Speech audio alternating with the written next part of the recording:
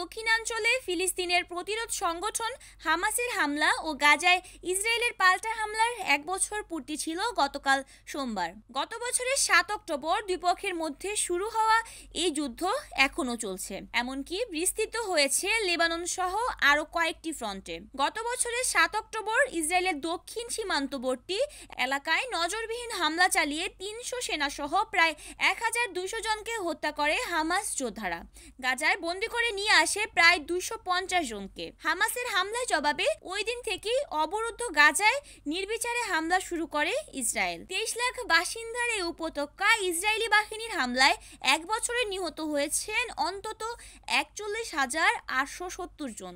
জনসংখ্যার হিসেবে গাজার প্রতি 55 জনের একজনকে হত্যা করেছে ইসরায়েল। ইসরায়েলের নির্বিচারে হামলায় নিহত ব্যক্তিদের 59 ভাগই নারী ও শিশু।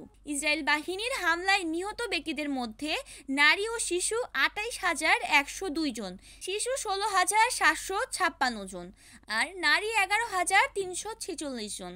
এই 1 বছরে ইসরায়েলের হামলায় আহত হয়েছেন অন্তত 97,166 ফিলিস্তিনি।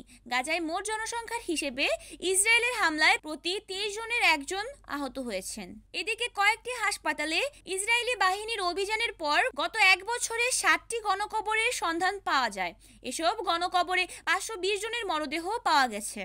গত 1 বছরে গাজা উপত্যকায় 40,000-এর বেশি স্থাপনা লক্ষ্য করে বোমা হামলা চালানোর কথা জানিয়েছে ইসরায়েল। তাদের দাবি, একই সময়ে 4,700 সুড়ঙ্গ ধ্বংস করা হয়েছে। ডেস্ক রিপোর্ট, অরণি আক্তার, এনএন টিভি।